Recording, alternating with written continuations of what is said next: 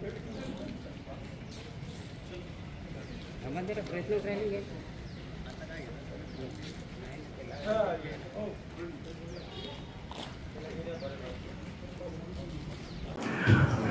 30 जुलै रोजी कारंजा ग्रामीण येथे एक गुन्हा दाखल झाला होता, ज्याच्यामध्ये ॲबॉट कंपनीचे जवळपास 2.5 कोटीचे मेडिसिन्स एका अज्ञात चोरट्यांनी चोरी केली अशी आपल्याला फिर्याद मिळाली होती।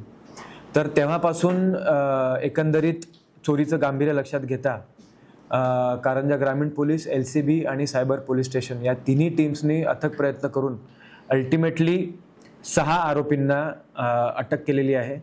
त्यांची नावे आहेत अरविंद चौहान, बुरा छाडी, कुणाल चौहान, अंतिम सिसोदिया, राजेंद्र चौहान आणि भारत घुडावत। तर पहिल्या 5 नावांची ही टोळी आहे, ही प्रोफेशनल टोळी आहे, ही दरवेळेला अशाच प्रकारचे गुन्हे करत असते। आणि 6वं जे नाव आहे भारत घुडावत, हा या मेडिसिन्सचा रिसिव्हर आहे आणि तो त्याच्यानंतर आपल्या स्वतःच्या गोडाऊनमध्ये रिपॅकिंग, रिसिलिंग करून बोगस माल विकण्याचा प्रयत्न करतो मार्केटमध्ये। तर अशा प्रकारे वाशिम पोलिसांनी जवळपास 1.5 महिन्याच्या प्रयत्नानंतर हा गुन्हा ओपन केलेला आहे।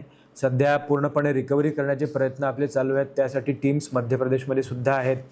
आत्ता पावे तो या टोळीने वापरलेला एक ट्रक, एक स्कॉर्पिओ, 2 इलेक्ट्रिक कटर मशीन्स आणि अशा प्रकारच्या इतर वस्तू ज्या चोरीमध्ये उपयोगी पडतात त्या आपण रिकवर केलेल्या आहेत। धन्यवाद सर। आतापर्यंत किती गुन्ह्यामध्ये सहभाग होता याच्यामध्ये? ह्या टोळीवर, या पर्टिक्युलर टोळीवर आत्तापर्यंत 11 जुने गुन्हे आहेत, ज्याच्यापैकी एका गुन्ह्यामध्ये पुणे पोलिसांनी त्यांच्यावर मोका हा कायदा सुद्धा लावलेला होता। सर, ही टीम नेमकी कोणत्या भागातली आहे? ही टीम आहे देवास, उज्जैन, सोनखास या एरियातली आहे। आणखी काय आरोपी असू शकतात? हो, बिलकुल असू शकतात। अजून 2 आरोपींवर, संशयितांवर आपलं इन्व्हेस्टिगेशन चालू आहे। तर शक्यता ही आहे की याच्यातून बऱ्यापैकी बोगस मेडिसिन्सचं जी गँग आहे ती ओपन होऊ शकते। आता जेव्हा तुम्ही अटक केलं त्यांना, त्यावेळेस ते कुठल्या दुसऱ्या गुन्ह्याच्या तयारीत होते का?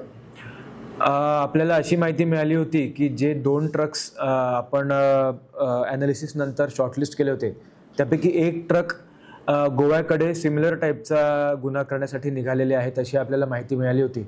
आणि योगायोगाने ते कारंजाचाच समृद्धी वापरून जात होते, तर त्यावेळेला आपण त्यांना इंटरसेप्ट करून त्यांना अटक केलेलं आहे। हिंदी